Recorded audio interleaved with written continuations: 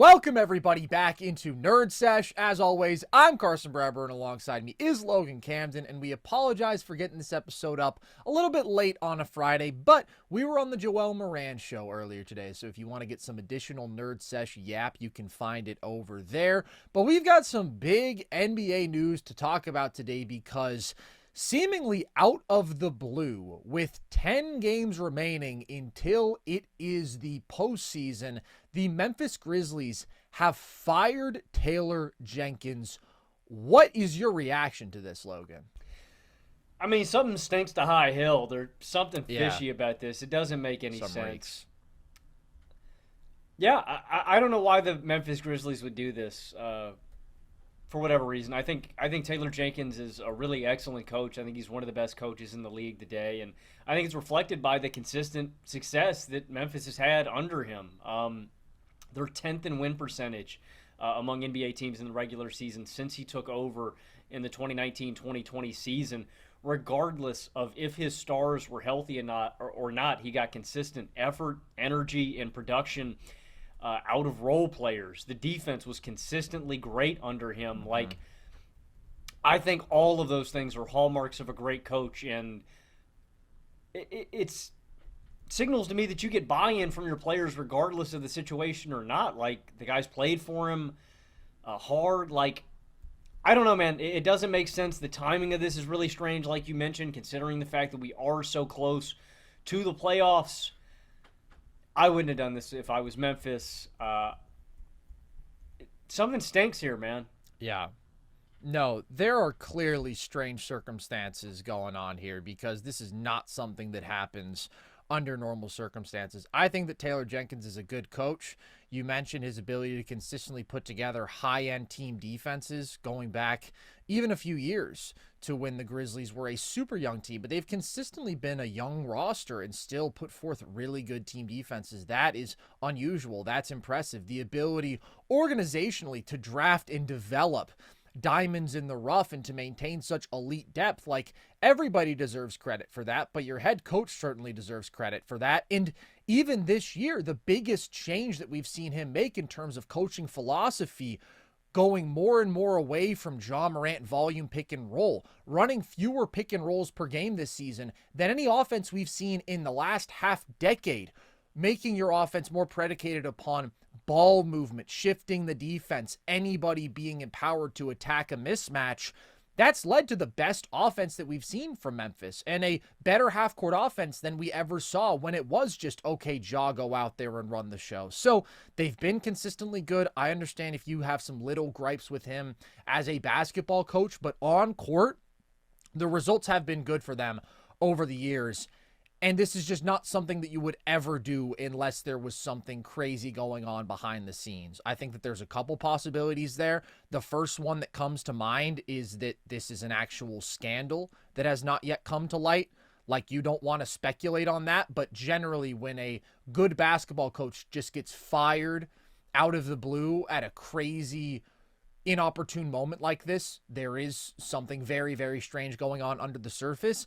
The other possibility could be that this is a star-driven decision. That is something that you see where organizations are forced to choose between a star player and a head coach. And again, all speculation at this point because we don't have concrete reporting. But I could see a world in which Ja is saying, hey, why have we shifted the offense further away from my preferences? I'm our best player. I'm not at my most effective in this system. So I could see that being a component. But this is really, really weird. And I guarantee you the thought process here was not, you know, Taylor, we think we want to give somebody else a shot with 10 games to go before the playoffs. Because obviously this puts you in a really, really difficult position. This is a crazy, hard transition to have to make before the most important basketball of the year. You're going to be in sort of a state of chaos. And bad news for the Grizzlies in terms of the basketball in the short term. I'm not optimistic about their ability to make a run. I wasn't before this. Like, I do think this is the best team they've had, but there are just other teams out west who I have more confidence in still in terms of half-court offense, who have proven superstars, who I would take over Memphis, but this makes the job all that much tougher to go out there and try to win in the playoffs. Well, I was going to say, I think that's what makes it the most disappointing a part of this is just the timing. The fact that now that everything seems like it's coming together for the Grizzlies, that they have finally figured out. They haven't fully fixed their Achilles heel, which is the half-court offense, but they've at least addressed it. And gone from bottom quarter, which they were every year previously, to being average. It's not ideal, but it's improvement. Exactly. And like you say, I do think there is a direct correlation to the stylistical difference of the Ja Morant heavy pick and roll oriented offense to what they're doing now specifically. And again, this is a big if. I want to preface that this is speculative. If there was a rift between Ja Morant and Taylor Jenkins, I think it's really selfish if that is the case of Ja Morant, and he brought this to the table, just because I think it's inarguable when you look at the team success that they have had on that end. I mean, it's not even arguable. They have been better with this style. And on the court, I thought Ja was buying in. Maybe he is frustrated behind the scenes, but I thought it was working. Him moving the ball and swinging it more around the horn. I think it is a lot more conducive to team offense. And if that is, it's a really hard decision to make. I can't necessarily blame the Memphis Grizzlies front office for making the decision, if that is the rift, to take the head coach or to take the star player. I don't really blame them. It's hard to just give up. If like Taylor was like, all right, I need Ja gone. If, a him or me situation, I understand why Memphis would decide this, because it's hard to give up on a guy like Ja, and he is still your franchise player. Even though I do think Triple J is the best Grizzly, I still think Ja is the face, so to speak, of Memphis. But I'm not optimistic about their hopes in these playoffs now. I mean, this is a team that is now going to be scrambling for an identity, that is scrambling to find leadership, and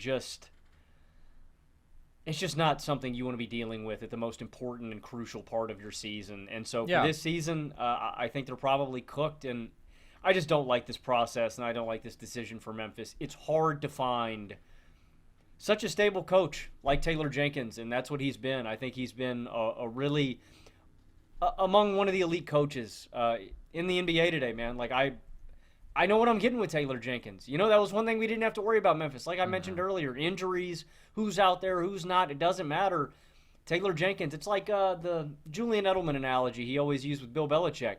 He's going to squeeze that towel, and he's going to get every drop of talent out of his players. And I think he's a really good coach. I'm really disappointed for Memphis and for him, man. It's and that's the thing. Is like I don't know, Carson. These guys don't grow on trees. I just think it's going to be hard finding a guy that's better at his job than Taylor Jenkins. Yeah, the weirdest part to me, though, is just the timing of it. Because I've seen some people say, oh, well, the Grizzlies have been on a bit of a skid as of late. They've lost 4 of 5. It's like, okay, they haven't had Ja. And they've been able to win without Ja this year. They're above 500 when Triple J plays without Ja. But, like, are you going to overreact of their season? 4% of their season? Skid like that in March? Some people saying that he's lost the locker room. I just kind of struggle to believe that, considering that this has been one of the best effort teams in basketball throughout his tenure. And, like, regardless, wait until after the season. Like, I would let things play out. It's just too many moving parts right now for me to have any confidence in Memphis making some sort of playoff run. So it's one of the weirdest firings in recent memory, and that's why I think the instinct is to look to some currently unseen, unknown explanation, and we'll see if that emerges. But for now, Memphis doesn't plummet in my hierarchy in the West, but this definitely doesn't make me feel better about them, and they're about the 5th, 6th best team in the West. I'm not confident in them winning a first-round series, especially because they are probably going to avoid the matchup that I would want most if I were a lower seed, which is Houston, because right now Houston's in the 2 seed. Memphis is too good to slip into that sort of play-in range. So we'll see how this story progresses, and we'll see how things wrap up for them. But Logan, who sent Taylor Jenkins to his grave as head coach of the Memphis Grizzlies, the Oklahoma City Thunder, beat him last night. And next thing you know, Taylor Jenkins is gone. The thing is, the Thunder beat just about everybody. And before they beat the Grizzlies, they had won 7 straight games without J-Dub. And then J-Dub came back yesterday. They won again. What has stood out to you, though, about this recent stretch of OKC basketball, Logan, in which they were winning without J-Dub and they've won 8 straight games overall? I mean, more than anything else, it's just how Oklahoma City seems to have fully addressed and answered all the concerns that I had about them in the playoffs last season. Specifically over this stretch, they've been dominant like they've been all year long. This is already a 60-win team. But over this 8-game stretch specifically, they're third in offensive rating, they're number one in defensive rating, and they're number one in net rating. That's not anything new for Oklahoma City. That's just what this team does. This is a great basketball team. They've been doing it all year long. The things that have been most impressive to me, one is the surrounding shooting outside of Shai Gilgeous-Alexander. This team is number 2 in three-point percentage over this stretch, just behind the Clippers. And that's ultimately one of the things that left this team short in the playoffs last year. They were 9th in the 24 playoffs out of 16 teams in three-point shooting. You can't fully just wipe that away and say this is going to be a great shooting team in this year's playoffs. They were number 1 last year in the regular season, but I'm more confident in their shooting this year. The thing that I think you can bank on this team being better at this year is definitely rebounding, and that's where I've been really impressed during this recent stretch. They're number 1 in defensive rebound percentage over this stretch, and they're number 2 in rebound percentage over this stretch. Last season, they were 27th in defensive rebounding percentage, and they were 28th in rebounding percentage in the regular season. And then in the playoffs, they were the 4th worst team, so 12th out of 16 teams in the playoffs in both of those categories. And so to me, I look at this in totality.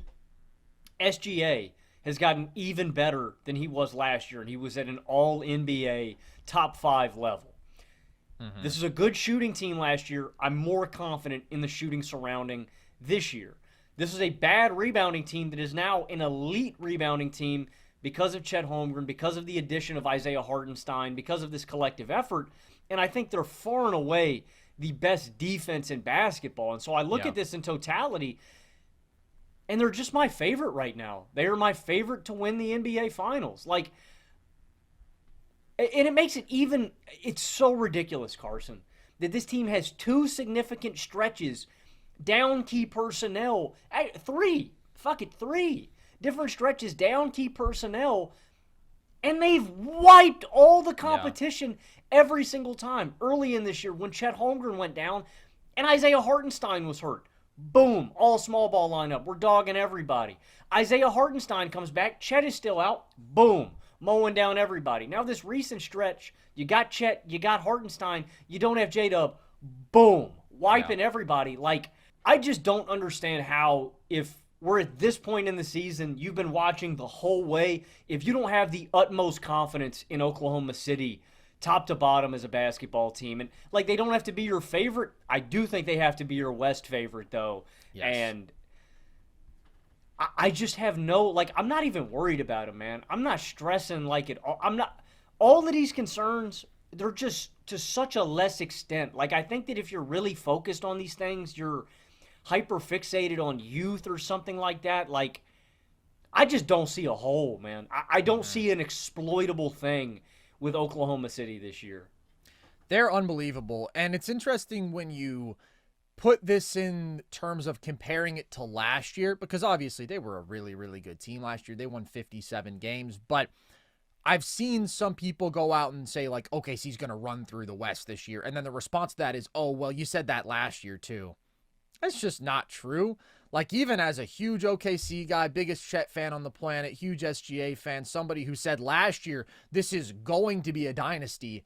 Never did I say last year this team is going to win the title. I picked them to lose in the second round. I picked them to lose to Dallas. What happened? That was a team that was incredibly talented, ascending so rapidly, but clearly had way more vulnerabilities with the rebounding, with the size, with the inexperience of the team in totality, with more offensive questions about J-Dub and Chet and the shooting. This is a team that is 61-12, man. They're second all-time in net rating. So obviously they have taken a leap in a number of ways compared to last year, but even addressing the little micro concerns that I've had about this team this season, even having picked them to win the title before the year, in this recent stretch, they have been phenomenal on all of those fronts. Early in the year, for half of the year, really, this was an offense that, when Shai was off the floor, struggled. They just did not produce good results. But if you look at this second half of the year, post All-Star break specifically, they have a 125 offensive rating with Shai off the floor. I mean, that is just unbelievable. That is a complete reversal from the first half of the year and an elite number flat out. And over the last 30 plus games, they have a double-digit net rating in minutes with Shai off the floor. So just think about that. That is such a testament to the totality of the talent on this basketball team. But specifically when it comes to them figuring out the offensive stuff, I think there's a couple of factors at play there. Number one, J-Dub, before he got hurt, was playing better. He went through a slump in like December where his shot was just off. But if you look at his last 20 games, J-Dub's giving you almost 23 points per game on 59% true shooting, and his three-point shot has been back. So he has been better as that lead creator in the non-Shai minutes and has been a more reliable number 2 offensive option. But to me, the really big thing that they figured out is the Chet Hartenstein fit, because those double big lineups have just been killing people. They're plus 13 in terms of net rating in Chet and Hart minutes. They have a 124 offensive rating. They've been a dominant offense. And you mentioned the rebounding, Logan. I mean, talk about a reversal from last year where this was one of the worst rebounding teams in basketball. When those two bigs share the floor, they have a 36% offensive rebound rate. That would be top 2 in basketball. They have an 80% defensive rebound rate, utterly dominant rebounding on both sides of the floor.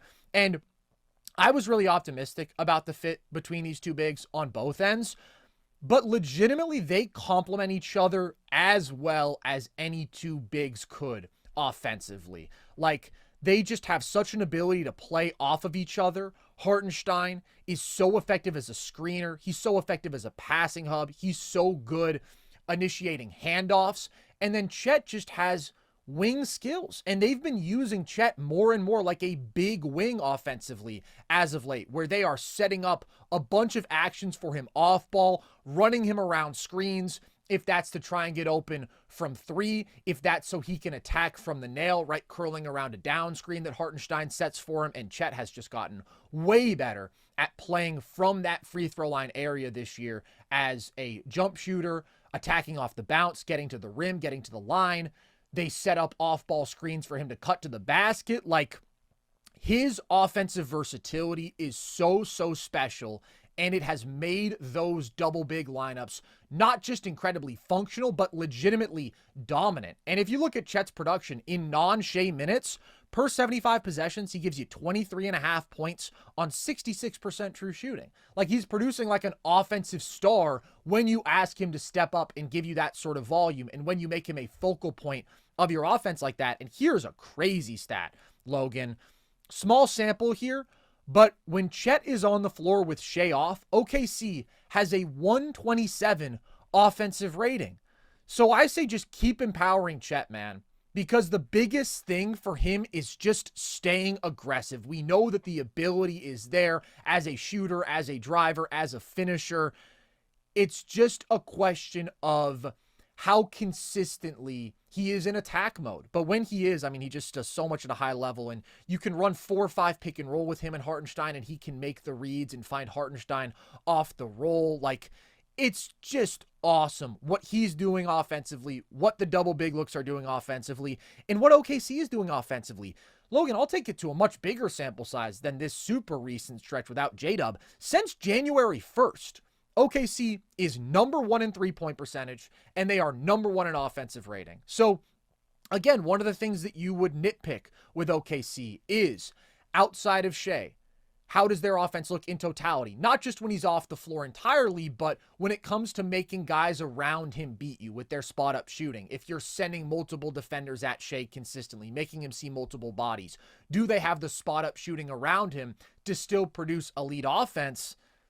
They've been the best shooting team in basketball for several months now. So that is an extremely positive indicator. And like, I think we can just say at this point with Lou Dort, he's a 40% three-point shooter. Man, it's remarkable development considering who he was as a prospect, who he was as a shooter early in his career. But it's back-to-back years of him doing that now. Like, I think you really have to respect him. J-Dub, again, went through a slump, but he's been significantly better as of late. So the shooting has been phenomenal.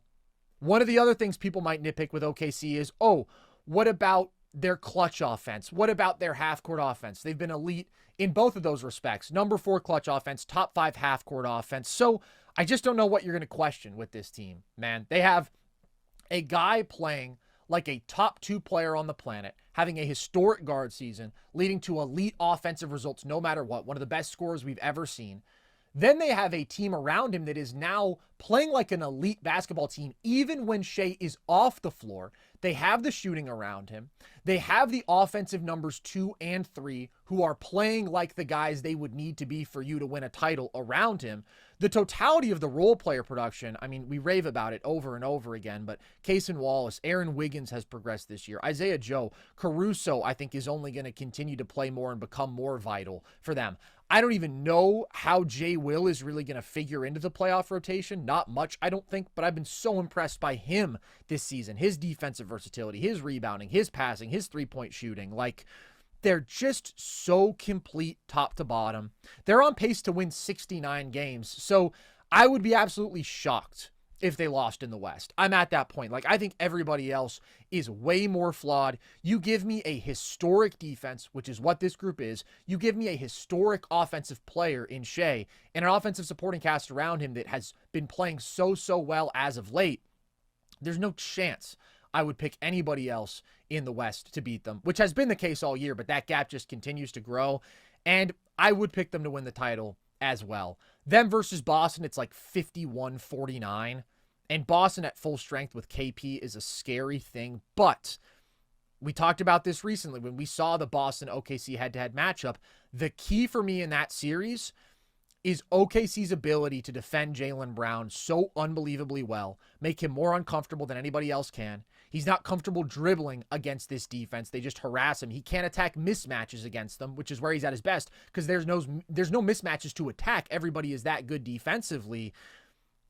And it's going to come down to J-Dub and Chet being consistent offensively, but I'm a believer in both those guys. And they've been playing really good basketball as of late, especially Chet. Like, he just had a clunker against Memphis offensively, and they're not going to give him the touches every night for him to have a big performance.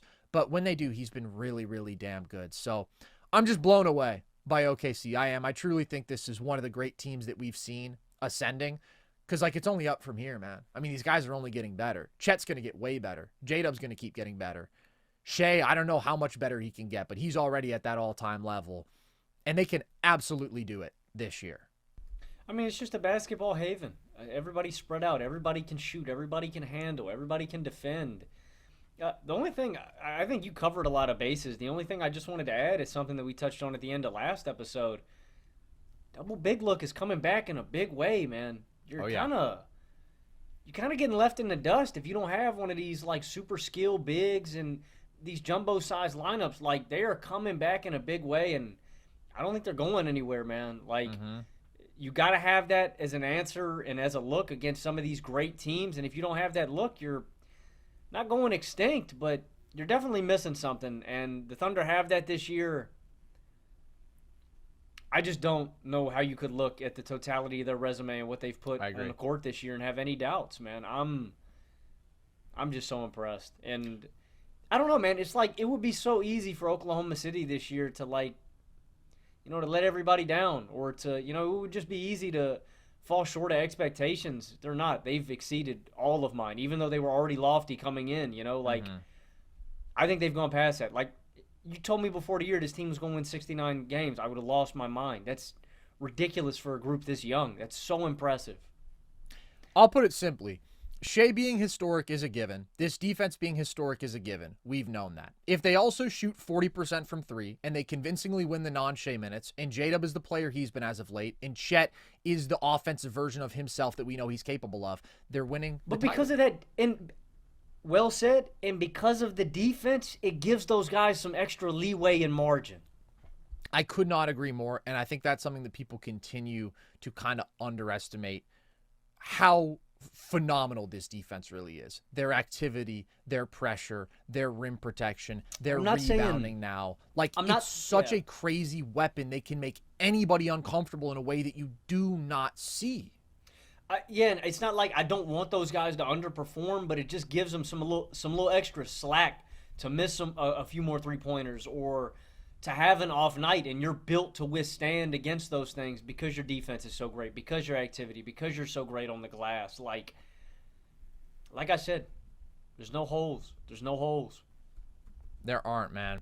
I want to pull up real quick, if I can, their defensive rating just against the truly elite teams. Boston, Cleveland, Denver, and New York are the four who I pulled up. They have a 111 defensive rating, and that includes Denver having like the offensive performance of the season where they were shooting 60% from three against them. But you see the lulls that they can put people in. You see the runs that they can go on, turning defense into offense in transition. Like, I think that they have way more 15-0 runs than anybody else in basketball is a stat that I saw. We saw them do it to Boston. We saw them do it to Cleveland in their second meeting. We saw them do it to the Knicks in both of their meetings this year. They slow you down. They turn defense into offense. And then when it comes down to it and they need to grind out elite half-court offense, they do that as well. They are just absolutely phenomenal. But Logan, I've seen a lot of talk about a certain trade that, in spite of all their success, people think the Oklahoma City Thunder lost. That being the Josh Giddey for Alex Caruso trade. And people are saying that because Giddey's putting up some big, gaudy numbers right now. And the Chicago Bulls have won 9 of their last 11 games. They just beat the Lakers last night in one of the craziest finishes to an NBA game that you'll see, which ended on Giddey hitting a half quarter. So, bruh. Chill on him, buddy. He's got a lot going on. Goat. He's fighting Stephen A. He's fighting me after that. And Giddey made a remarkable shot. Are you buying the hype, Logan? Are you in on what the Bulls are doing right now? Does this mean something? It means something. Yeah, for sure. I mean, I think the Bulls, and God bless, I think Bulls fans finally have something to be excited about. I mean, I would hate to be a Bulls fan, honestly, post-2000. Like, it's just like pain and suffering and misery. Like, you had one good run with Derrick Rose, and then he got hurt, and then you're like toiling away with. They remember what happened. Go easy on him. I'm just saying, there's not a whole lot to be happy about. I'd be excited right now, though. I mean, you got young guys that I like a lot. Booz Ellis, I love. Kobe White. We'll talk about those guys in a minute. I do want to focus on the thing you were introing us with, the Giddey trade. I think it's an oversimplification when we say that Chicago won the trade. Well, of course, they were always going to win the trade if you're just looking at like raw numbers. Personally, I think it's a very mutually beneficial deal. Josh Giddey was always going to look better in the role that Chicago wanted to cast him in than the role that he was playing in Oklahoma City. Oklahoma City had their number one primary ball handler, scorer, facilitator in Shai Gilgeous-Alexander. They had their secondary guy in J-Dub, or tertiary in Chet Holmgren, whichever role you want to cast them in. And so what was Josh Giddey asked to do? He was playing fourth fiddle. Josh Giddey's not a fourth fiddle. The best role that he's in is a primary ball handler because he's not as good with the ball out of his hands. And I thought you saw that last year in Oklahoma City when he's a bad spot-up shooter and he's not a really good defender. And so the role that he was cast in just wasn't the right one. They were trying to have him be a supporting actor. He needed to be the main guy. And in Chicago, they needed a guy like that. And so I just think it worked out really well on both sides. Caruso is a win-now asset that fits better in the role they needed him to play in. Some supplementary ball handling from time to time, spot-up shooting, and defense. That being said, I will give Josh Giddey credit, and the biggest thing I'll give him credit for is the shooting. I never thought Josh Giddey was going to be a good shooter. I just never had faith. I thought you were looking at a guy that maybe could become a good intermediate scorer, like with floater touch and stuff like that. Could be decent around the basket. You know, we liked him during the draft process. You liked Josh Giddey as a second-round prospect, and then he ended up shooting up to the first round. And dude, I was driving the Giddey train when they were talking about him going in the 20s, and then he went 6, and I said, whoa, Nelly. Yeah, that's a little high. When we started prospect stuff, he was like early second, and he creeped up to late first, and then mid-first, and then Oklahoma City took him really early. And we loved the stuff that he brought as a primary ball handler. Jumbo-sized guy, could make passes over the tops of defenses, really good court vision, flashy playmaker with a nice handle. The question was always about scoring and shooting. He's looked way better in that regard, and he fills up the stat sheet like he's way better in this role. And I don't want to take anything away from him. I just think sometimes when people see these gaudy numbers, they just, they'll just kind of fill in the blanks. You know what I mean? Like they'll just automatically, oh, Giddey's going to figure this out and this. I do think he has real limitations as like a high-end scorer, but I do think he's better in this role, and I think he needed to go to a place where he could have the ball in his hands and grow. I think Oklahoma City was always going to limit how much he could do because he was going to be cast in that role. But Chicago's got a guy they can buy in for the future and can run their offense and is improving as a scorer. I don't want to put a ceiling on the guy. And then there's a lot of young players, like I mentioned, that I really like in Chicago. Buzelis, to me, is the diamond in the rough, the crown jewel. I just think he does so much defensively in transition. I always thought you could bank on him being great. He's given you some offensive looks, but he's just so smart, like just feel and positioning and IQ. It just jumps off the page at you. You just see him. He's always in the right spot. That was my favorite thing about Buzelis. I've loved Kobe White. He's a special scorer.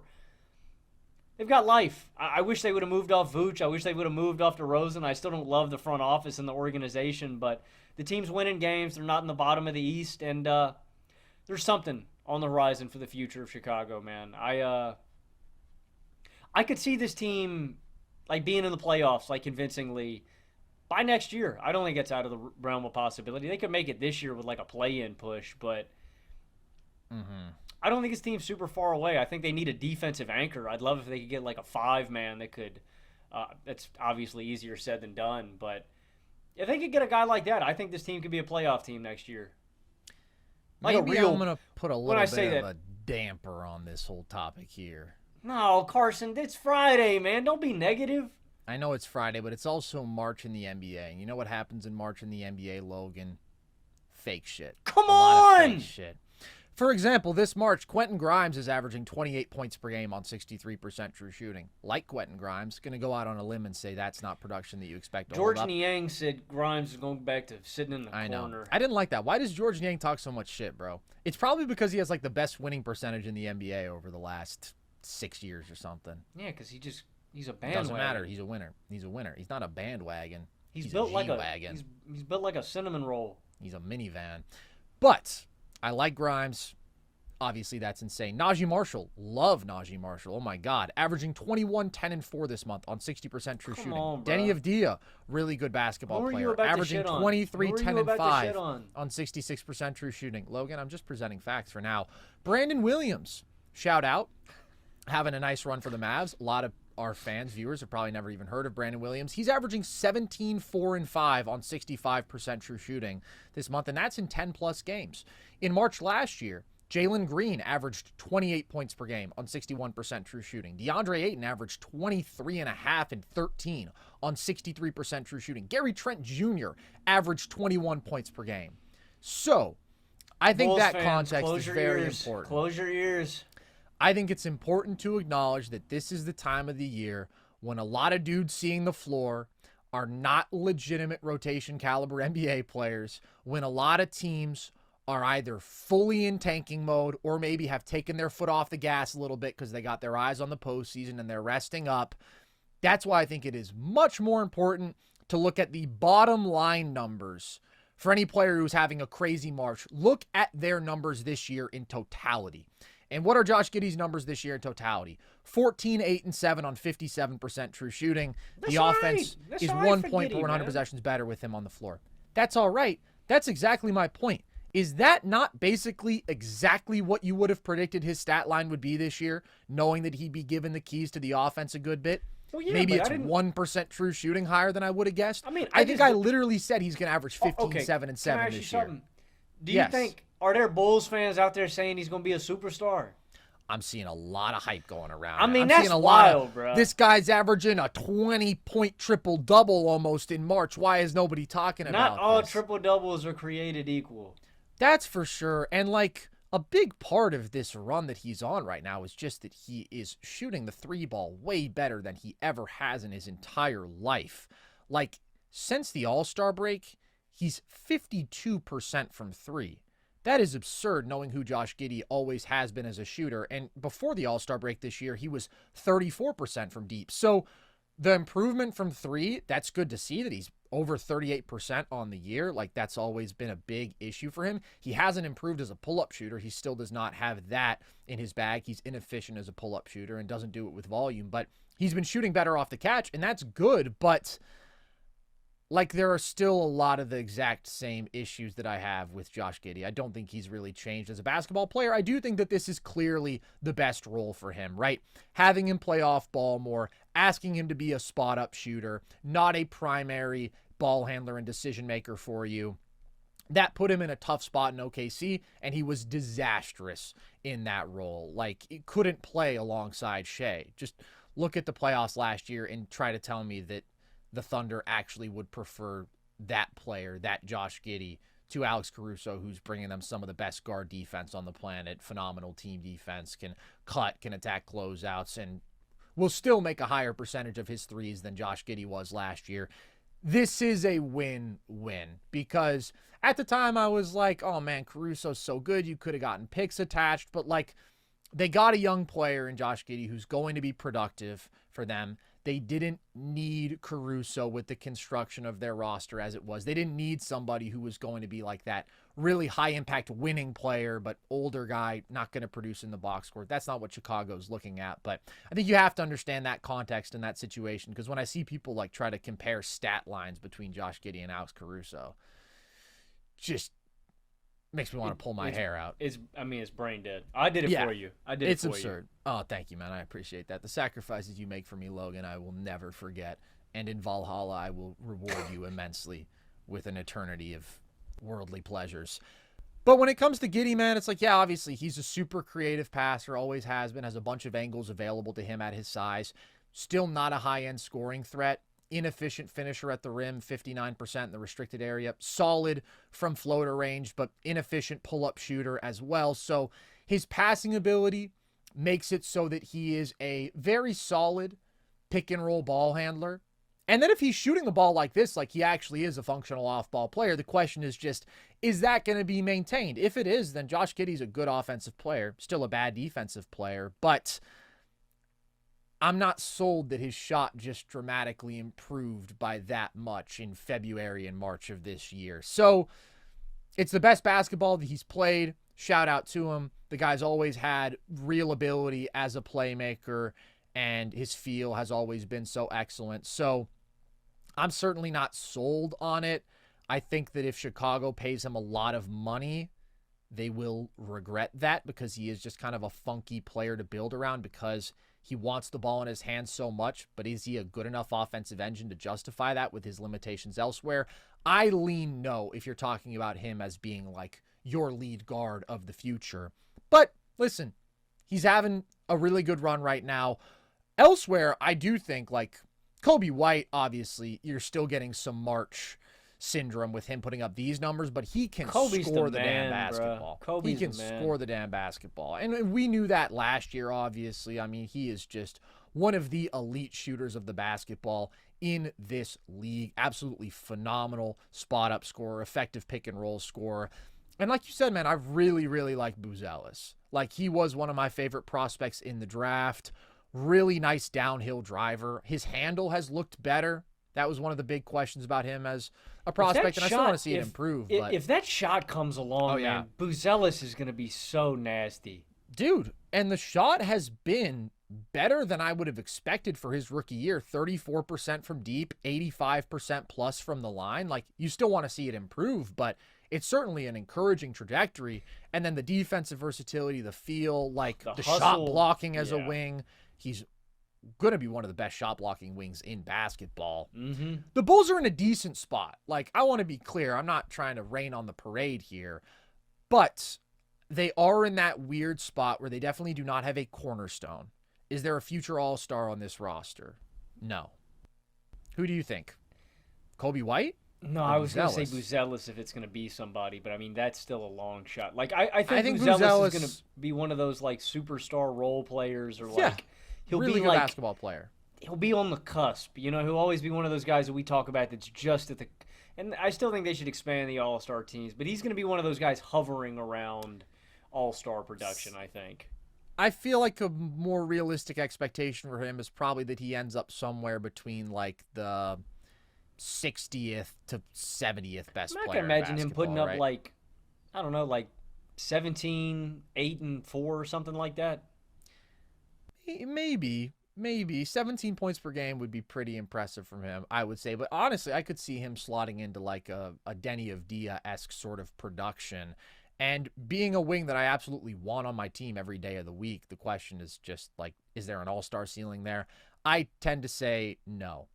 And now they're playing themselves into a position where they're going to be in the play-in, and they're not going to have a great opportunity to draft that elite talent in this class. So it's cool what they're doing, but like it's kind of easy to win games in March if you're trying harder than the teams around you. And there's still a below average offense, and there's still a bad defense, and there's not something real concrete to latch onto for the future if I'm a Bulls fan. There's a couple pieces that I like though, and listen, you're winning basketball games. This season has probably gone better than you expected, so that's all good. But I do still think big picture they're more in basketball purgatory than it feels like some people are making it sound like right now. I think they're more fun than they've been, and that's they're more fun, something. sure. That is worth something. And I'm not trying to take that away, but it does come at a cost when you win 9 of 11 games in March and you diminish those odds to get a Cooper Flagg or a Dylan Harper or one of those guys who really would change your franchise trajectory. Which I get it. That's a bummer. I mean, they've at least reality. I'm just glad that they figured out their trajectory and that they have a direction. They just got to get Vooch gone. Exactly. Just say bye-bye Vooch, get a good defensive center, and then we can start talking. Still want to see them get an offensive number one, but that would be a big step in the right direction. There's another team, Logan, that's racking up wins right now that has been a much better team than Chicago end to end this year, but nevertheless, they're in the 2 seed right now out west, and that's the Houston Rockets, who have won 11 of 12 games. Are you buying this hype, Logan? Are you moved by this stretch from the Rockets? I'm not wholeheartely, and the only reason is just because the Rockets kind of are the team that I expect them to be. They've just kind of earned this reputation for themselves, and it's an exciting time. They're a young team. They're ahead of schedule. They're the 2 seed in the West. Like, it's a big deal, and I don't want to rain on Houston's parade either. There's just a few things that really do concern me when it comes to playoff time, but we'll get into that. The things that I think Houston does at an elite level is defensively, they fly around the court. This team is not short on athletes, on big wings. Like, they're a feisty team, and they're not going to let you off the hook. They've also been really great rebounding the ball recently, too, with Sengun and Adams and some of those looks. But when we look at this team in a playoff context, I just don't trust them offensively still enough. And the guy that I point the finger at most is Jalen Green, who during this 11-game stretch hasn't really even been all that efficient. 23 points per game, I get it's impressive. And I just have such a love-hate relationship with Jalen Green. Carson, you mentioned we were on the Joel Moran show earlier, and I mentioned this earlier when we were on with him, but he'll have these stretches of basketball, whether it's a quarter, whether it's a half, where I'm sitting there in awe. Like, there's only a few guys on the planet that could do what he did in this quarter, 15 points, 12 points, fills it up, doesn't miss a shot, getting to the basket at will, knocking down threes.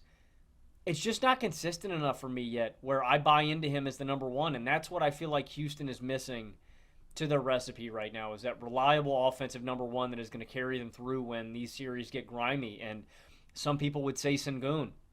I don't think Sengun's shooting touch is reliable enough. I don't think he's as reliable enough as a scorer as he needs to be in these high leverage moments. Jalen Green has his stretches, has his spurts, also has a lot of really bad moments, and I don't trust him enough still. And aggregately, I don't think there's enough shooting here for me to buy into with this offense. And so, there's things that this team does at a very elite level. Defensively, they're one of the best in basketball. On the glass, they're one of the best in basketball. Just creating extra possessions. I don't think there's a better team in the NBA than the Houston Rockets. And that's a weapon. The Thunder. Who would you say? Well, I just think the Thunder's with defensive. I hadn't thought about that. With steals and blocks, too, it probably is OKC. But I don't think Houston's far behind. They I agree. Hustle. They work on the glass. They also wreak havoc defensively. they do certain things at an elite level. I just don't think it's the most valuable thing when we're talking about winning playoff games. When we're talking about winning regular season games, it probably is the most valuable thing that they can do. But the playoffs are a different beast. And you mentioned this too, man. There's just a lot of other teams in the West that I believe in their offense more. And I would pick them to probably upset Houston in a first-round series. And it's disappointing. I hate doing this every year. Last year I said this about Orlando. Unfortunately, I was correct. This year I'm doing it about Houston. I don't feel like I'm going to be wrong in this one. Man. It really is. And so Houston long term, I think it's very encouraging. Jalen Green gets better. Sengun gets better. You ride this thing out. Maybe you're cooking with something. Or in this offseason, maybe they want to jump the gun and make a move for a high-end offensive player that could be available. If it's a Kevin Durant, if it's a Devin Booker, somebody may become available. And maybe you want to jump the gun, but develop cloning technology for more Amen Thompsons. That could be nice. You're cooking. Yeah. I like this. I know. Yeah. Look, man, it really is, unfortunately, the easiest bet in basketball to look at the regular season darling, young team that's athletic, that's deep, that's defensive-minded, that plays hard, but is a bad half-court offense and say that's not going to translate to the playoffs because it's just too important that you have that reliable path to elite half-court offense in a postseason environment, that you have that elite decision maker, that elite scorer, that proven number one, or at least in totality, like a lot of aggregate offensive talent and shooting and IQ. And the Rockets just don't have any of that stuff, man. They're a 20th percentile half-court offense. Their top three scorers, Sengun, Jalen Green, Fred VanVleet, they're all under 55% true shooting, like way below league average efficiency. So who is it that you can rely on to create really good playoff offense? It's none of them to me. Like Jalen Green can have his stretches where he catches fire as a pull-up shooter, and he'll have his brief stretches where he's actually really committed to getting downhill, and he's just so quick, so hard to stay in front of that. Like he can go on a really hot scoring run, but am I going to bet on that consistently when it's never been consistent in his entire career, and he's a career 34% three-point shooter, and he's inconsistent as a playmaker? No, I'm not going to bet on it. Am I going to bet on Sengun's touch miraculously improving, his finishing improving, so he just becomes an efficient scorer? No. And I also just think there's an aspect of his play style where he's so post-centric. He can sort of take your offense out of rhythm. He doesn't make the quickest decisions, and so it ends up just not being a very efficient offensive path. Sometimes you allow the defense to reset too. When you're working on that, it just allows them to gather themselves, to reset, to get back. It can, not like it's a black hole or anything, but it can definitely slow you down. There are elements of ball stopping.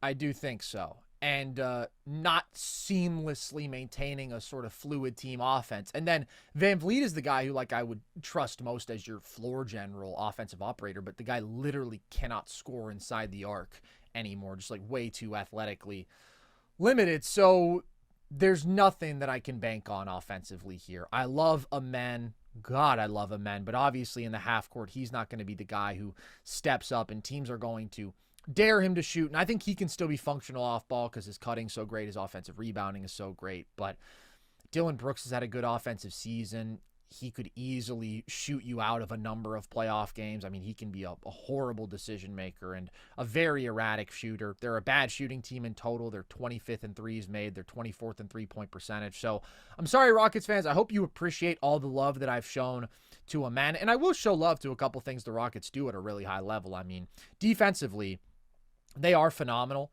They are a top 3 regular season defense. I think they will still be an elite playoff defense. The totality of their perimeter speed and athleticism is extremely impressive. Their activity, super, super impressive. And you mentioned the rebounding, man.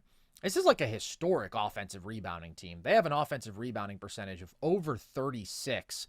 And the GOAT offensive rebounder of this generation, I should say, Steven Adams, has played his part in that, Logan. When Steven Adams is on the floor, the Rockets rebound 45% of their own misses.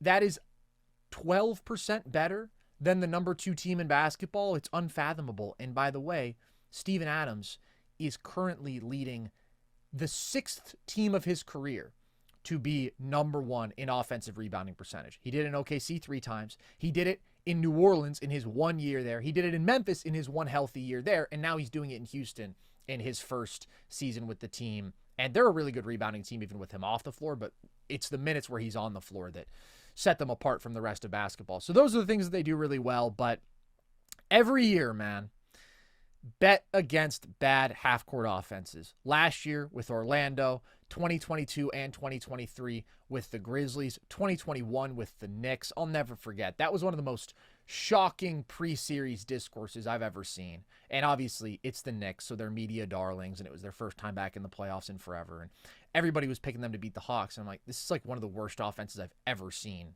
make the playoffs. And sure enough, they got taken out pretty easily. So that's a formula that I'm going to continue to believe in. And by the way, all those teams I mentioned, they were all top 5 seeds. 3 of them hosted a first-round series, and all of them combined won 1 total playoff series. I also do think it's important to bring up the March point here because Houston has been beating up on a lot of shitty teams in March basketball. In fact, they haven't beaten a single 500 team in this stretch in which they've won 11 and 12. You get the Pelicans a couple times. You get the Jazz. I mean, just a lot of mediocre to bad basketball teams. So, no, I'm not moved with Houston. I feel the same way that I have all year. When it comes to college basketball in March Mania, one thing is for sure. Nothing's for sure. Upsets, buzzer beaters, Cinderella's advancing, top seeds going home early. It's all going to happen. Bet the unexpected, every upset, every day with DraftKings Sportsbook. With live betting, exclusive content, promos, and parlays, DraftKings is the ultimate college basketball destination for March. Ready to make your first bet? Check out the matchups and pick a team to win. It's that simple. And if it's your first time, here's something special just for you. New DraftKings customers bet $5 to get $200 in bonus bets instantly.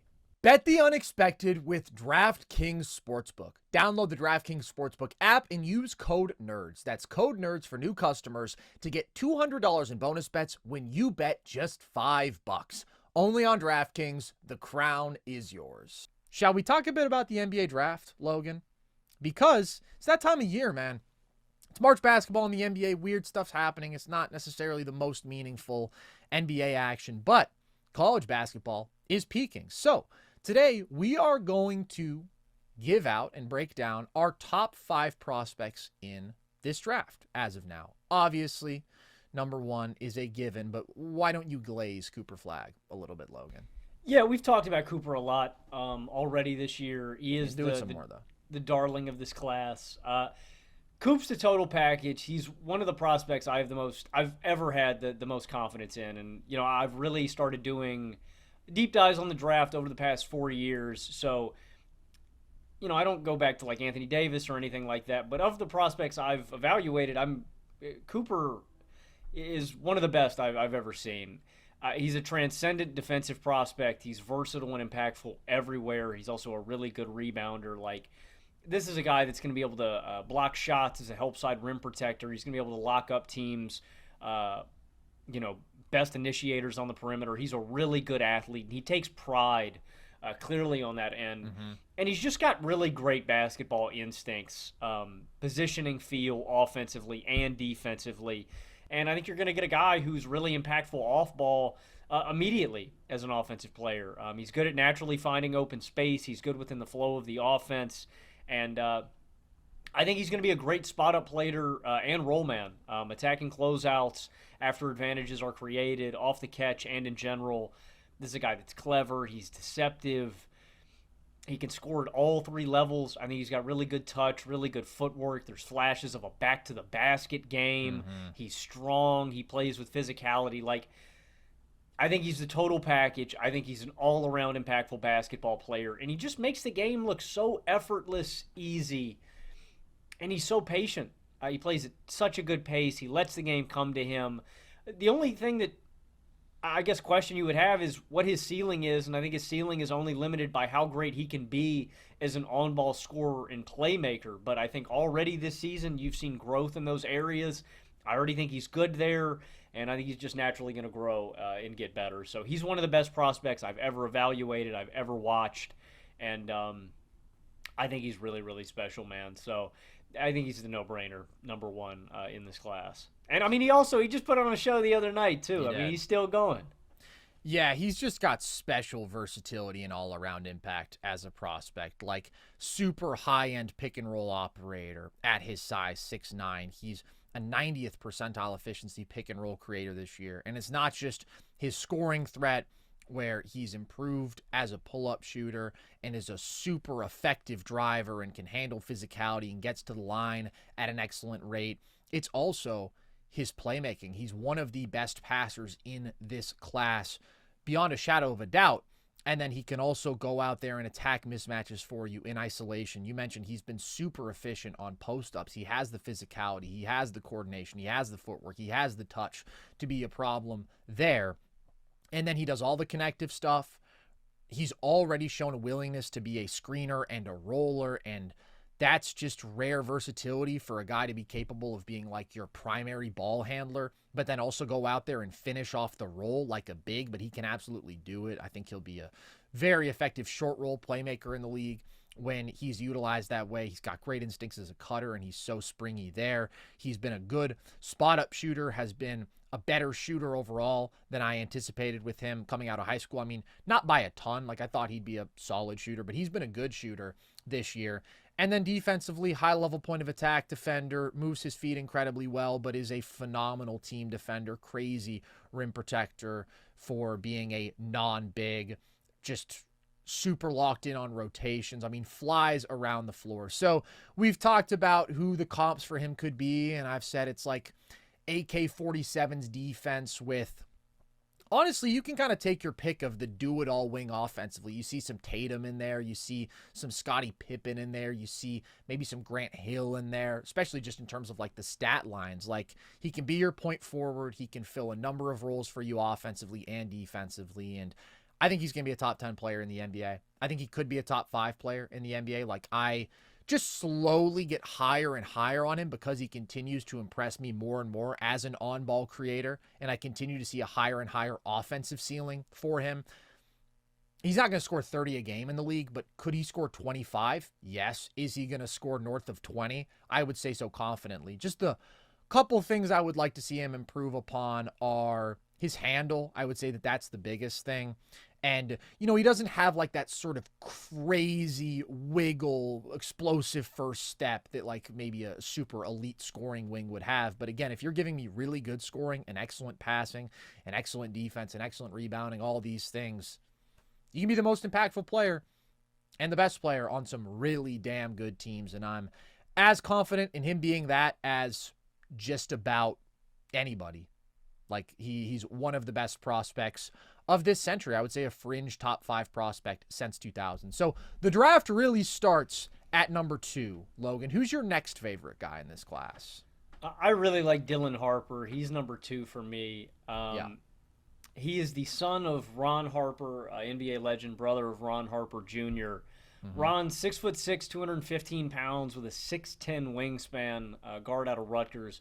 My favorite thing about Dylan Harper is how smooth of an operator he is in the lane. I love his presence, pace, and feel out of pick and roll. Like, this is one of the best pick and roll operators I've seen. He just has a veteran presence and feel out of pick and roll. And so when I look at him, I see a primary ball handler that could potentially be an all-star guard in this league. I really do see that with Dylan Harper. Outside of just pick and roll, I really like his aggressiveness attacking downhill. He averages nearly 6 free throw attempts per game. He's a slithery guy, but he doesn't shy away from contact. I think he's good at finishing through contact and adjusting to it, but also avoiding contact sometimes on drives. And he's got a bag and a bevy of finishes and gathers. Like Cooper, I love his instincts. This is a patient, instinctive, and reactive guy. I think he lets the game come to him. He's a good playmaker. I think there's room for improvement there, but a lot of the simple stuff he's good at. I think he can get better there. But I look at a guy, and the player comp I would give him is like a bigger D'Angelo Russell or a big Jalen Brunson kind of comp. We'll see where he ends up on that scale, but I think you're looking at a primary ball handler, jumbo-sized guy, can make passes over the tops of defense, but I'm more confident in him as a scorer. I really like Dylan Harper. I think he could be an all-star in this league. Like, I think there's a gap, obviously, between him and Cooper, but I'm just so confident in Cooper with his versatility and his two-way impact. But I really like Harper, especially offensively. As much as I think that Flagg is a very clear number one, I think that Dylan Harper is a pretty clear number two. I do think that he has a ceiling of being a star guard in this league. Super productive this year, 24-4 on 59% true shooting. And when we're talking about Flagg, maybe we shouldn't have just skimmed over the raw production, which is 19 points, 7.5 boards, 4.5 assists, a steal and a half, a block and a half a game on 60% true shooting. Just like absolutely dominates college basketball in every statistical metric, every catch-all metric, basically. But Dylan Harper is also extremely productive, and there's a lot to like with him as an offensive player and as a primary ball handler. I think maybe the most impressive thing is his footwork and his touch as a finisher, his ability to play off of 2 feet and his craftiness there. But just like his overall rim finishing is crazy, man. The guy shoots 68% at the rim on high volume there, super high free throw rate, as you mentioned. So he gets to the rim. He finishes extremely well there. He gets a lot of easy points at the free throw line. He's an excellent ball handler for his size at 6'6". I mean, you see his ability to split pick and roll. He's an excellent interior passer, finding bigs with laydowns. He can make skip passes. He has that ability to manipulate defenses with his eyes when he draws two and just free up wide open rollers or wide open shooters. It's just a very rare blend of craft, size, and athleticism. That's the thing. The couple guys who you mentioned, I mean, it's always hard to find a one-to-one comparison. And like a guy like Jalen Brunson is so unique. But what I would say is Harper is more athletic than either of those guys. Not to say I think he's going to be better than Jalen Brunson. That would be like a 100th percentile outcome. I mean, it's just hard finding a... Yeah. He's a crafty lefty. Exactly. He's crafty, but he's also big, and he's also a plus athlete. He also doesn't turn the ball over much. So if you're wondering, like, what's the problem with this guy? Why isn't he in the conversation for being the number one pick? You have more questions about his jumper. You have questions about him as a pull-up shooter. He's 29% on pull-up threes, which is actually not bad, but it's also not good. And he's a 37% three-point shooter off the catch. So, like, that's encouraging. I think he's going to be an okay shooter. He's a good free throw shooter. Hasn't shown much of a floater game, though. That's something else I'd like to see him add. So the rim scoring is phenomenal. The playmaking is phenomenal. I do want to see a more developed game as an intermediate scorer, and we'll see what level he can get to as a pull-up three-point shooter. Really what separates him from Flagg is the defensive impact, though. That's where Harper's just solid defensively. He has solid tools there, but he's inconsistent just in terms of his effort, focus, I would say. But, I mean, it's so valuable when you can consistently pressure the rim and you can consistently make plays for your teammates as a driver and just as an on-ball creator. And he's doing that at a different level than any of these other guards who are in this class. Who is your number 3 prospect, Logan? I've been talking about this guy for a while now. At number 3, I have Derek Queen. Whoa. I like Derek Queen a lot. 6'10", 245 pounds with a 7-foot to 7'1" wingspan. My favorite thing about Queen is the agility, body control, and fluidity for such a big guy. Like, he has insane coordination for a big dude. And that's the thing that gives me the most confidence in his game translating to the next level. He is so coordinated. Really impressive footwork, gathers, Euro step, stuff out of the post, like really advanced stuff for a dude his size. But I also think he has elite touch. You see it on layups, on hooks, on turnarounds. He's an ambidextrous finisher, can do it with both hands. And you see the handle. The guy can push in transition. He can attack closeouts. He can create shots for himself. He doesn't have like crazy burst, but I think he's got enough change in pace and a solid enough handle with both hands to where there's a little something there. I think he could be a really dangerous mismatch attacker at the next level, off of screens, off of switches. And I think he's an on-ball and off-ball scorer, right? If you're feeding him in the post and he's going one-on-one with a guy, or as a pick and roller and a pick and popper, I love his intuition, his instincts and feel after setting a screen, what to do, if he's going to pop out, if he's going to roll hard.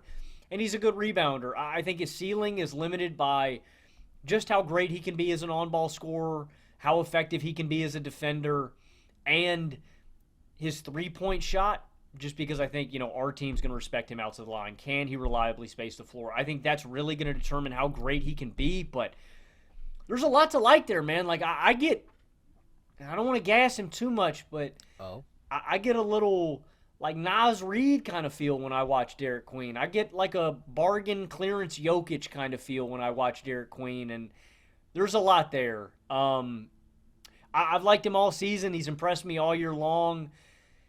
And there's another guy that I think is more impressive physically, but there's some mental stuff that I wonder about the guy. He's a really good prospect, too. I like him a lot. We'll talk about him in a minute, but I'm really, really high on Derek Queen, man. I would take him in the top 5. I'm not as high. Right now, I would have Queen as my number 7 prospect in this class, and none of these opinions are final, right? We're really just getting into draft season, so we'll watch more of everybody. But there's a lot of ability to like with Queen. There's a lot of fun stuff. There's also some awkwardness and some questions I have when I think about his fit translating to today's NBA. Like, he feels to me like a modern take on a throwback power forward. What I mean by that is, you mentioned his agility, right? That's something that is unique for a guy who's 6'10" with a thick build. But at the same time, he is still ground bound, which reminds you a little bit more of some of the power forwards of old. And like, he's skilled and he has good touch, but he hasn't shown that consistent ability to shoot the three at all. He made one in the game against Florida yesterday, and he made a couple the game before that, but I think he's like 20% from deep on the year on low volume. Just doesn't want to shoot the three. I think he's got right now great touch inside the arc, though. I think he's got good touch too, but you just see that it's not a part of his game that he's comfortable with yet, shooting the three. Like, if he has space, he wants to pump fake and he wants to attack a closeout, or he wants to isolate off of that, or he actually made a really nice swing pass to a much better three-point shooter yesterday when he drew a closeout. It's not something that he likes doing, and it's not something that he's proven to be good at this point. And he's got this cool blend of power and handle and size and agility and touch and body control from a guy of his size when he tries to get himself a bucket that like feels modern. But then in terms of his shot diet, he also takes a lot of relatively tough twos, if that's runners in the lane, some longer twos than you would like to see as a jump shooter. But then he also gets to the line a lot. And I do think you mentioned he has that potential to be a really effective mismatch attacker. So that's why I say he feels like sort of a hybrid between the throwback, the classic power forward, and the modern, with his ability to play from the perimeter and to be a ball handler at that size. One of my favorite things about him is his passing. He's got really good feel and really good vision as a passer, so I do think he could be used as especially a hub in transition too. All in all, I mean, I just think that there's a lot of value in having a big who can pass like he can, who can play with another big like he has done at Maryland with Julian Reese. So there's a lot to like with him offensively. I do think that he has to be a better shooter, though, for me to be really confident in him panning out at the next level. Because this year, the touch is good in the lane. He's over 75% from the line. Those are the positive indicators. But he was 35% on two-point jumpers. He was 19% on three-pointers.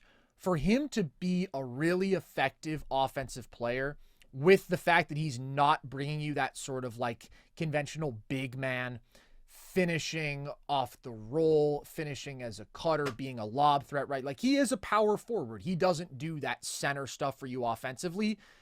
If he wants to be that sort of guy who's playing more from the perimeter, I just think he has to be a really good jump shooter for me to be confident in him having that real high-end value, because defensively, it's a little tricky to find him a role. Again, like, he's a power forward. He's 6'10". He's pretty agile, but he's ground bound. He's not a rim protector. He's a good rebounder. He's got good hands, but how much value is he providing you on that end?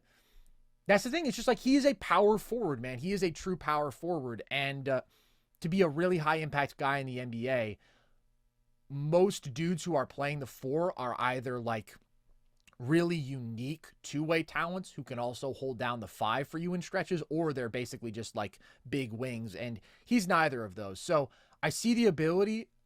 I'm just a little more worried about the clunkiness of the fit translating to the NBA. I just think he's got a rare skill set in such a large build, and I think it's going to translate pretty easily. I think whoever gets him is getting a really good player, man. Like, I think he's a big-ass dude who can ball. I want him on my squad. He's a big-ass dude who can ball. Very, very fun to watch him as the focal point of a college team. I guess my concern is just he's not going to be the focal point of an NBA team, so he has to find those ways to fit in and provide seamless value. My number 3 prospect, who I presume you were hinting at, is VJ Edgecombe, who I do think is really good. Oh, that's not. Oh, I know who you were talking about now. Yeah, okay, the mental stuff makes more sense because I was like, oh, I don't know if I agree with that. This is a guy who is an elite athlete.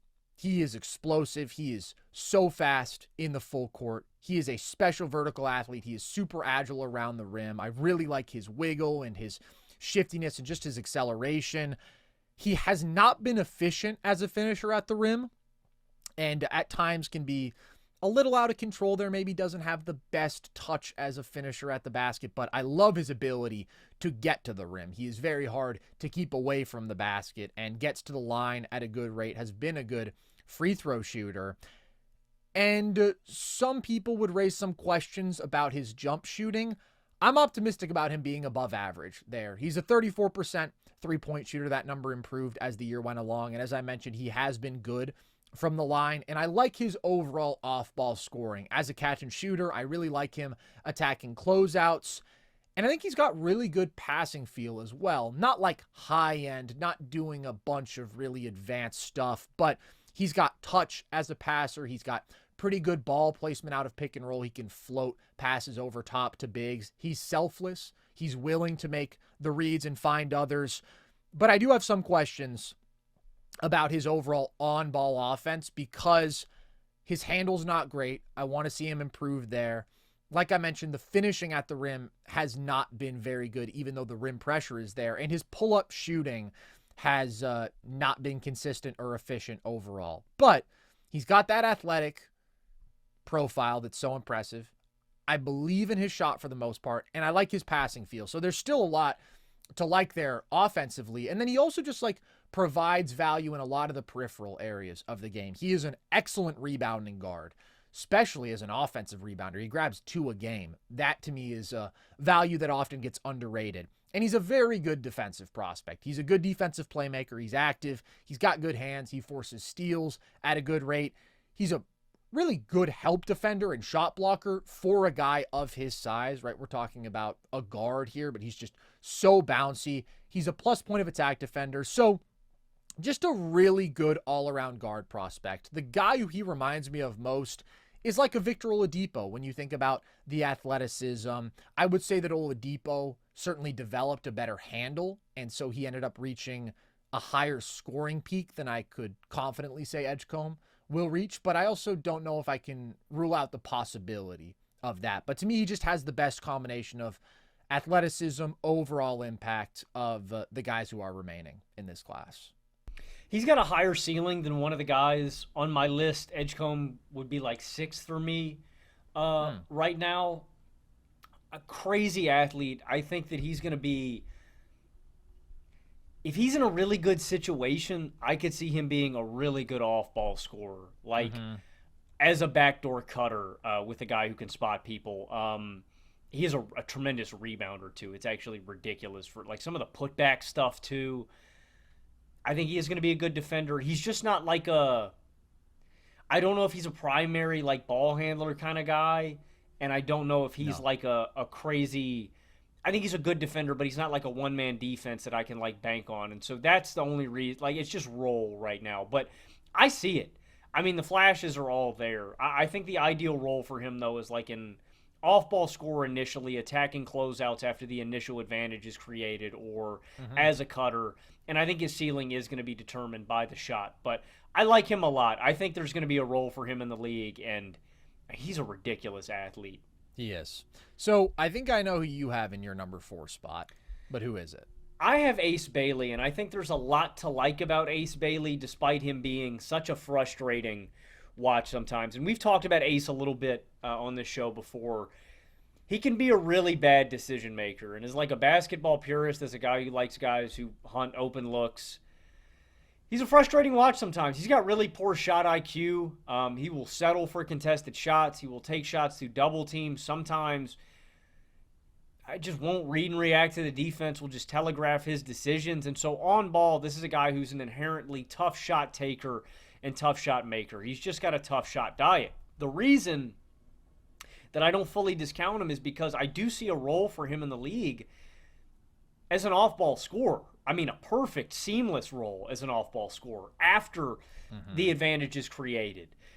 As a catch-and-shooter, I think that's an ideal role. As a closeout attacker and spot-up player, or coming off of screens and relocating, as a cutter, as a lob threat, I think he's got added versatility as a roll man. I mean, this is an incredible vertical athlete with a runway. If you give him space where you can feed him on a cut or on a lob, like Ace Bailey can get the people out of their seats. So So I think he's got a chance to be a special off-ball scorer. I think he could be a 20-point per game kind of guy. The only reason that I'm skeptical is he's very limited at creating shots for himself. I mean, almost impressively limited. Really struggles to create space on ball. Lacks an elite handle or burst. I think he's a poor playmaker. And that's just the thing that I always try to push back when people are really high on Ace Bailey is the guy's not a primary ball handler. No. He's not a play initiator. I think he's a play finisher. That's why I like him. That's just a distinction I would make, because I think some people will look at highlights or look at the athleticism or some of the tough shot making, and you can kind of get sucked into some of these archetypes that aren't real. I think he can be a really elite play finisher and scorer. I just don't think he's a primary ball handler, and that's where I draw the line. Yeah. He's a tough bucket, but he could be really, really efficient if he tapped into eliminating the bad shots from his game. That's why I say it's a mental thing. He also has a ton of defensive upside, too, I think, with his defensive playmaking and his athleticism. So I like the two-way ability. It's all up here. I think it's all going to be mental for Ace Bailey. Like, I really like his athletic and physical profile. I think he can be a good shooter, but there's some mental stuff I think he needs to clean up. Yeah, for me, a lot of the biggest questions I have about him are just how much is he willing to buy into a role, because at the next level, like you said, it's not going to be him as a primary shot creator. Like, I cannot hammer home enough.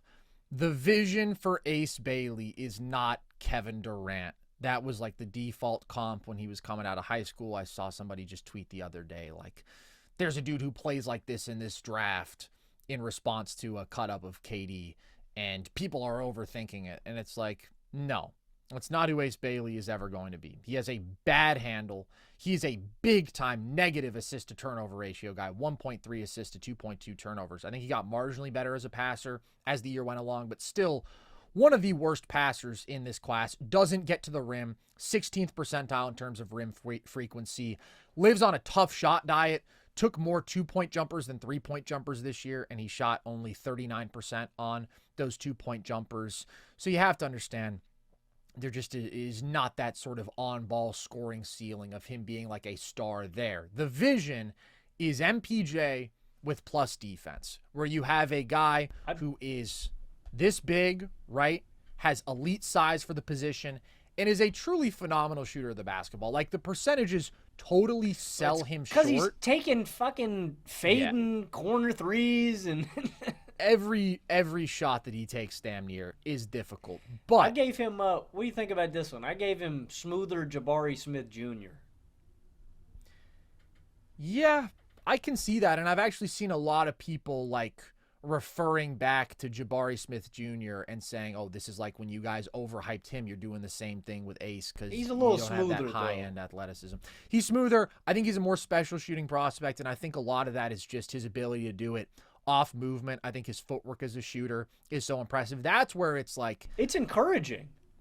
Not only is it encouraging, it's special. Like, MPJ is a remarkably high compliment to get a comparison as a pure shooter. And I'm not saying that he is MPJ, but like just that ability to in tight windows with heavy contests, shoot over top from crazy angles. It's a special thing, and he can do it. It's a very special thing. The one thing that frustrates me about Ace on tape when he takes those shots is sometimes I feel like he makes the shot more difficult for himself than it needs to be. Where, like, sometimes he'll do it unnecessary. Not even unnecessarily, but, like, I don't want to say for the sake of making it look flashy, but there's some shots on tape where I see him where I'm like, dude, and maybe it's a footwork thing, maybe it's something that he needs to refine in the gym, but there's some shots where I'll see him curl around a screen and I'm like, all right, plant your feet, jump straight up and down, take the shot. Where I feel like he almost unintentionally throws off his balance, or he'll make the shot more difficult on himself when I'm like, if you would just reset and take that reset dribble and just rise and fire, or I feel like he could simplify some of it. Like, that's what I'm saying is, like, it is impressive that he can do those things and he can make those tough shots, but sometimes I feel like it can be to the detriment of his efficiency where he'll do that and it's, like, not needed, if that makes sense. He's an absurdly gifted shot maker, and the shot diet is really hard right now. But I think that there is a really high ceiling when you have a guy who can fly around screens like that and who can be that sort of spot-up weapon at 6'10" is what he's listed at. And he has had very good catch-and-shoot efficiency. The pull-up jump shooting efficiency has not been good. Again, so much of that is because these are tough shots. He is not creating separation. So overall, his efficiency isn't good. Gives you 17.5 points per game, but on 54% true shooting. And this is what's tough. Like, as much ability as he has, I can see him flaming out if he doesn't embrace the right role. But if he is willing to be that off-ball scorer and to really, really weaponize his three-point shooting above all else, and then totally buy in defensively, because I do think that he has really good tools there. I think that he has impressive secondary rim protection for a wing. I think that he's a pretty good rebounder, gave you more than 7 boards a game. Like, that's to me where he can carve out some of that real high-end 3-and-D value. So there's just so much ability there that I am going to have him in my number 4 spot, but it's also elite ability in a couple areas that has to be harnessed in a specific way. Otherwise, I could see him being an inefficient guy. I just don't want to entrust him with decision-making or creation responsibilities because he's just way too limited there and inefficient and just very, very flawed. So that shouldn't be your expectation, but he does still have a lot of talent. So I have him in my number 4 spot as well. Who is in your number 5 spot, Logan? So I have a gentleman. Actually, Bailey and Harper play together. I have a teammate of another player who's already been on this list. I have Maluak from Duke. So do I. And by the way, we should mention, because not everybody's going to be super familiar with these guys, everybody we've talked about is a freshman. Yes, correct. And the reason that he's here in my number 5 spot is just because of how easily I see his game scaling to the NBA, right? You talk about a guy like Edgecombe, and he comes in at 6 for me. Just because it's kind of the same thing that you were talking about with Derek Queen. It's like there's a little bit of clunkiness there. I don't know if it's going to be like a super seamless fit. I don't really have that concern with Maluak. It's a really simple role, and I think you can give this guy however many minutes a night you need from him, and he's going to be productive in those minutes. That's why I would take him really highly. If you're going to play him 20 minutes a night like he's doing at Duke now, or if you're going to end up playing him like a starter and giving him 30 minutes a night, I think he's going to be productive in those minutes.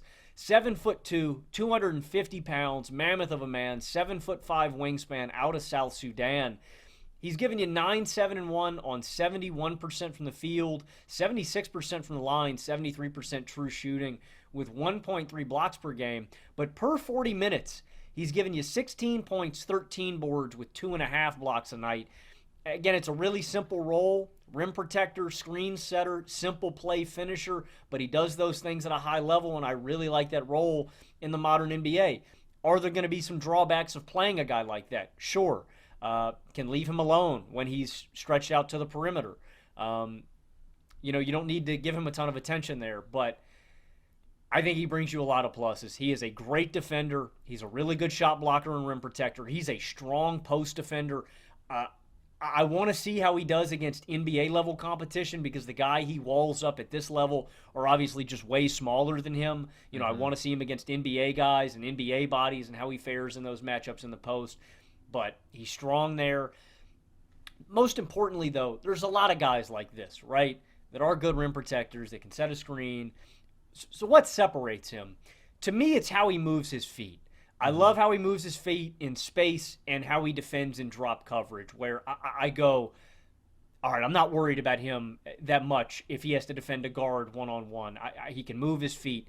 He can recover. Even if he gets beat off the bounce, he's so damn big that a lot of times he can just recover and still make the block, even though he's been beat off the bounce. And so that's the differentiator to me with him against maybe some of these traditional plotting bigs. He is a little bit slower footed. He's not like a super agile guy, but he moves his feet well for his size, and I'm not super concerned about him being this massive liability. And interrelated with that, I really like how the guy runs the floor on both sides. He hustles, he gets up and down. Like, it's a really simple role, but he's just like a sure thing to me, where you take this guy, you give him 20 to 30 minutes a night, he's going to be productive, he's going to play good defense on the inside. He's going to defend well in space to an extent. He's going to block shots. He's going to rebound well. And when you get the ball to him in the post, there's a little something there. He's really efficient with his touches, but, and again, that's another one of the things. I'm talking about him defending in the post against NBA-sized players. I want to see him in the post offensively against NBA-sized guys too before I can make a clear distinction. But he's got decent touch. It's not like he's completely inept there. Like, I like his hooks. I like his layups. He doesn't look uncomfortable with the ball in his hands on the low block. And so he's just got a really high baseline. I really like the foundation of his game, and he's just not a guy that I see failing. I think his game is really, really portable to the NBA.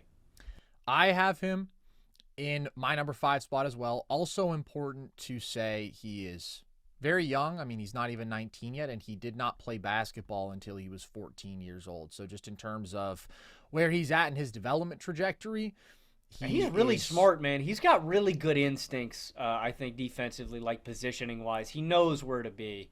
I totally agree. So that's what I would say, right? You can look at the frame and you can say 7'2" with the 7'6" wingspan, and it's like, okay, I think I know what I'm getting. I'm getting a really impressive interior finisher, vertical spacer, finisher at the rim off the roll, and I'm going to get a high-level rim protector. And that's a valuable archetype in and of itself, but it's not a special one. I mean, just his size is so elite, but there are a number of dudes who can do that around the league, and it's relatively replaceable.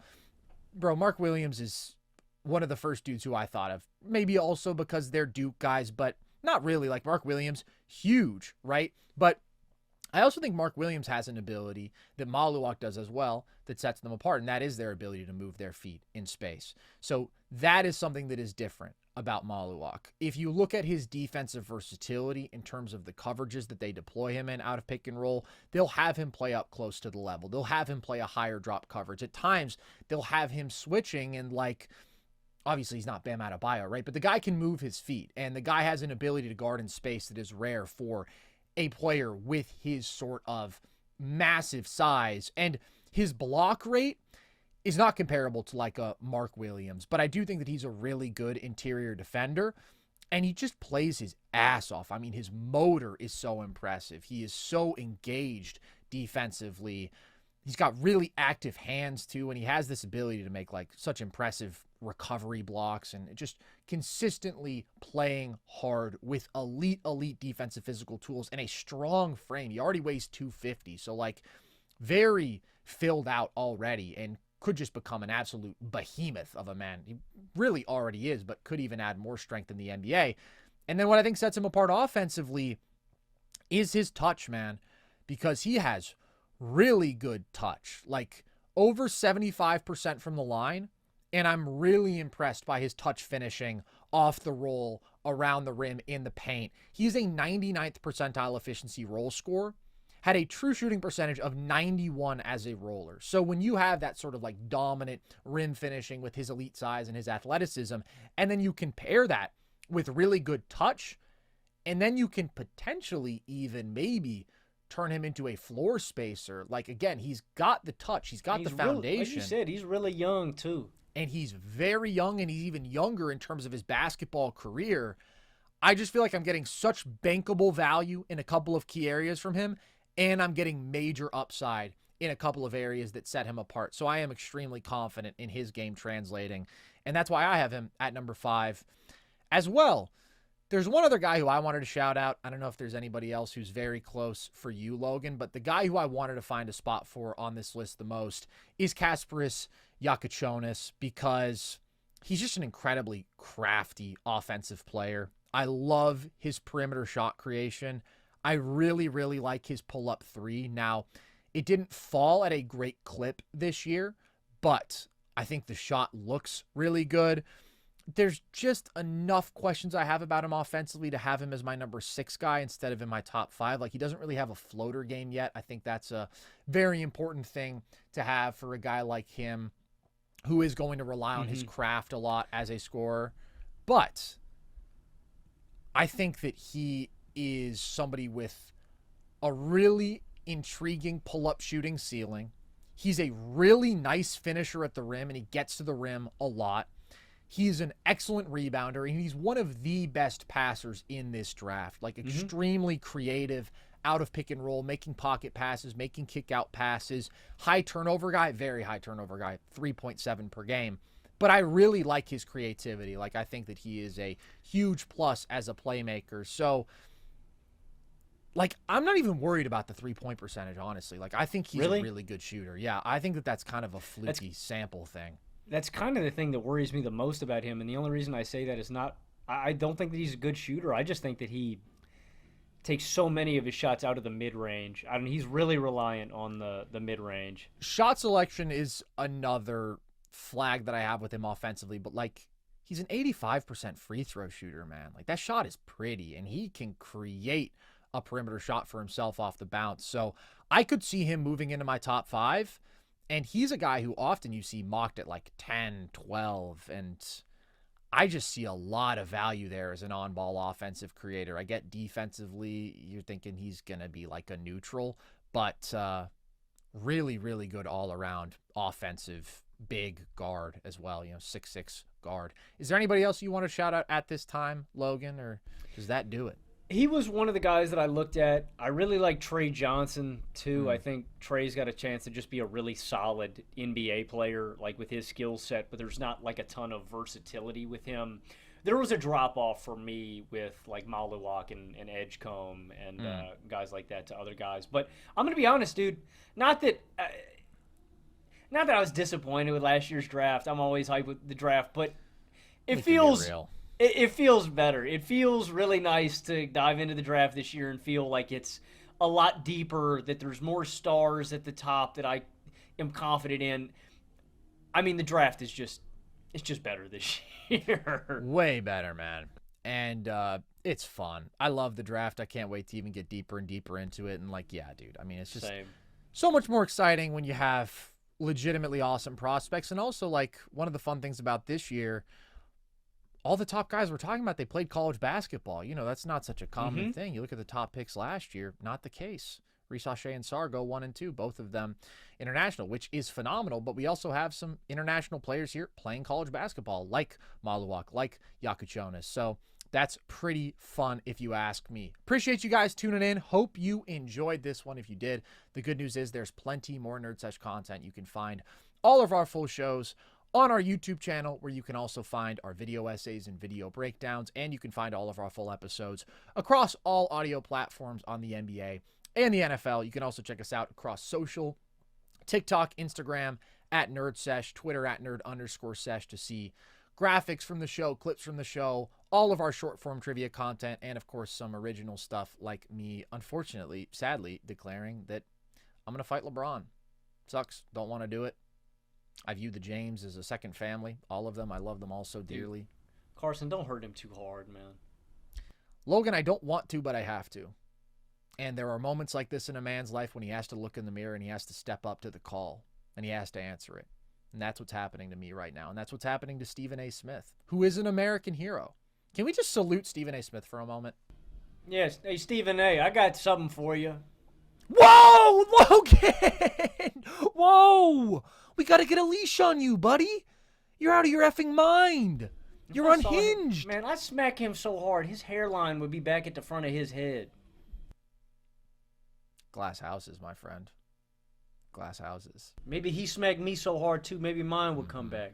If you smacked him, he would put hands on you. It's simple. That's Dude, his I policy. will say, I thought Nick Wright summed it up exactly right when he said that Stephen A. is doing that thing that we all did in the shower. Oh, if he had said this, well, I would have hit him. Why I oughta. Man, you're a fucking goober, Stephen A. You say that in the shower to your buddies? Hell no, I don't really like. Wait, what? That's not even what I said, man. I was just clarifying. Well, I was no, just like asking a he was clarifying saying, question. like you're re-going over like something Right, that already you're happened. showering with your buddies and you're talking about your day. All right, man. Dude, I'm just trying to understand what you're saying. But yeah, that was awesome. That was awesome that was the big story of the day yesterday. Stephen A. is So gonna much fight good, LeBron. dude. I love when there's so much good NBA basketball to talk about, and the headlines and the discourse is Stephen A. fighting LeBron. And then unfortunately what sucks is like everybody starts aggregating and now the story is like me fighting LeBron. And like I don't want to be the story. I want to tell the story. I'm a journalist and I'm a storyteller first and foremost. I didn't want that media attention. This just happens to be my life circumstance right now where I have to fight LeBron in a cage in my underwear with my arms and legs tied behind my back, and I'm going to beat him, and I'm going to beat him bad. I know he's a close family friend of yours, Carson. I know. Like I said, I don't want to talk about it. I don't want to talk about it. Don't hurt him too hard, man. Take it easy sucks. on him. I know. All right. Appreciate you guys tuning in. Hope you enjoyed this one. And with that, as always, I've been Carson Brabber. I've been Logan Camden. And this was Nerd Sesh.